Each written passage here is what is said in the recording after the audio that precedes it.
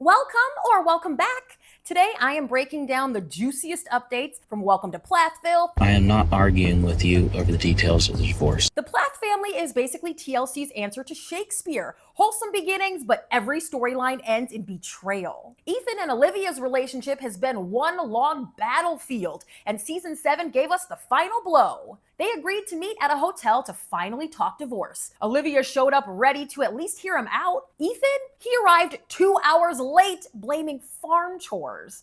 By the time he walked in, Olivia was already fuming. The conversation was icy from the start. Ethan pressed her about dragging her feet on the paperwork. Olivia snapped back about how long he had stalled. He demanded she stop bad-mouthing his family, and she basically told him there was no chance of that.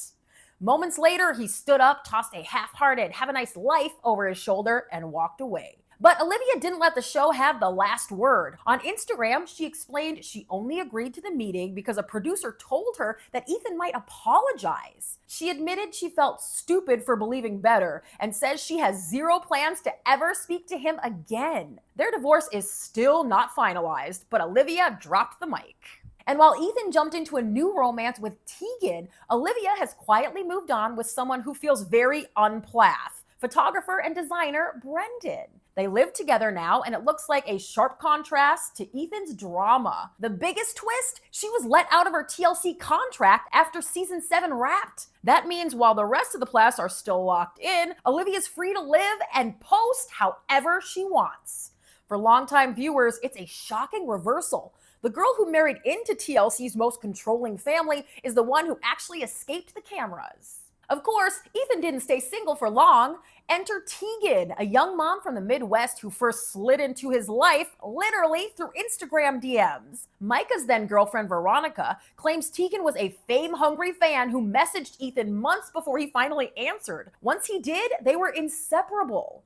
Ethan called Teegan the one, describing her as drama-free, stable, and exactly what he needed after Olivia. But not everyone was buying the fairy tale. Olivia herself went public with claims that Teegan's ex actually reached out to her, concerned about their daughter being around Ethan, given Olivia's past allegations of his verbal and emotional abuse. Was Ethan really ready for this new chapter, or was history about to repeat itself? According to Olivia, Ethan and Teegan broke up after filming, got back together, and then split again. Fans who tracked their social media say the signs are there. Disappearing photos, vague captions, and then sudden reappearances. It's the classic on-again, off-again pattern that TLC couples are known for. For now, Ethan insists he's moved on, but hardcore viewers are asking, is Teegan really Ethan's clean slate, or just another chapter in the never-ending Plath family saga? Micah and Veronica didn't just break up, they detonated in front of cameras with the entire Plath family cheering their bro on. It all came to a head in the season 7 finale.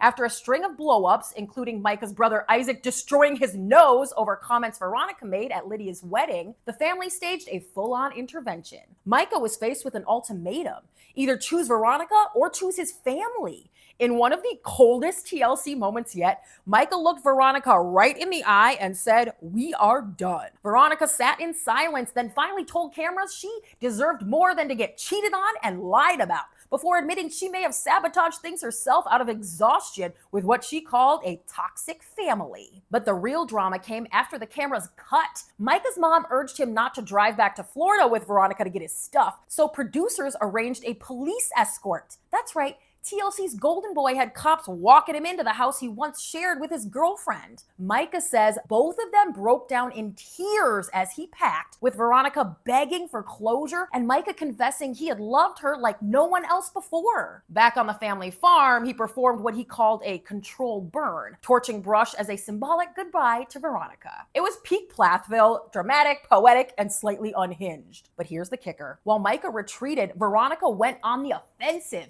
She has been going live on social media, airing every grievance she has about Micah and the Plath family. She has accused them of everything from manipulation to hypocrisy, and fans cannot decide if she's exposing the truth or just refusing to let go. Either way, it's kept their breakup alive long after the cameras stopped rolling and turned Veronica into one of TLC's most polarizing exes. It's been 3 years.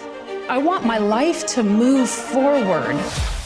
I don't think she expected this type of fight. The Plath parents were once TLC's version of a power couple. Strict, religious, sugar-free, and totally in sync. So when Kim and Barry announced their divorce, it was a bombshell. Fans didn't see it coming, at least not at first. But over the last few years, the cracks in their perfect marriage have turned into craters. What started as whispers about Kim's independence spiraled into full-on chaos. There were endless arguments over money, property, and who would walk away with what. Kim claimed she was perpetually broke, sometimes even painting herself as a victim of Barry's control, while Barry kept insisting on respectful co-parenting. And then came Kim's DUI arrest. Overnight, the ultra-strict Plath matriarch, who once ruled her household with an iron fist, was suddenly the messy one in headlines. It was a fall from grace that fans ate up, and one that Barry definitely didn't let her live down. But the real twist? Kim moved on fast. Enter Ken. The relationship was solid for a season, but Kim insisted they were just friends by the time season 7 aired. But Ken was right there with her at Lydia's wedding, sitting like part of the family.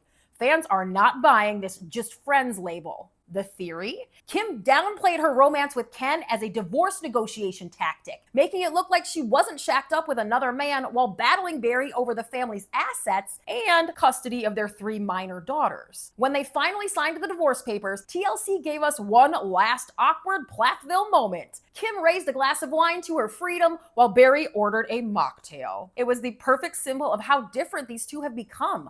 One clinging to her newfound independence and Chardonnay, and the other still holding on to his holier-than-thou image. Of all the Plath siblings, no one expected Lydia, the quiet, obedient, ultra-religious daughter, to be the one at the center of Welcome to Plathville's wildest wedding drama. But when she married Zach after just 6 months of dating, the storyline exploded into full-on family scandal. Lydia and Zach admitted they didn't even kiss until their wedding day. Even Ethan, her own brother, point-blank asked Zach if he was gay. On social media, the jokes and theories flew, but Lydia wasn't laughing. She clapped back online, calling it saddening that people assumed she and Zach weren't attracted to each other, and telling critics that their decision was theirs alone. Lydia also threw shade at her siblings, making it clear she wasn't going to quietly accept the way they trashed her new husband on camera. She said only 4 people, that would be Ethan, Mariah, Micah, and Veronica, caused drama at her wedding, while the other 120 guests were perfectly supportive. She was done letting her family humiliate her marriage for TLC storylines. It got so bad that Lydia says she and Zach refused to even watch the episode. She insists she remembers it as a joy-filled, peaceful day, not the circus TLC turned it into. Since then, Lydia and Zach have been defiant. They gushed about their 1-year anniversary, with Lydia saying Zach gets me more than I get myself. They admitted they've had plenty of practice kissing since the wedding, trying to shut down the constant speculation about their sex life. And when asked about babies, they're holding off for a year or 2, but Lydia says they want 3 to 5 kids because not too small, not too big is just right. So there you have it. Be sure that you are subscribed to my channel so you know the second breaking reality TV news drops. I'll see you very soon.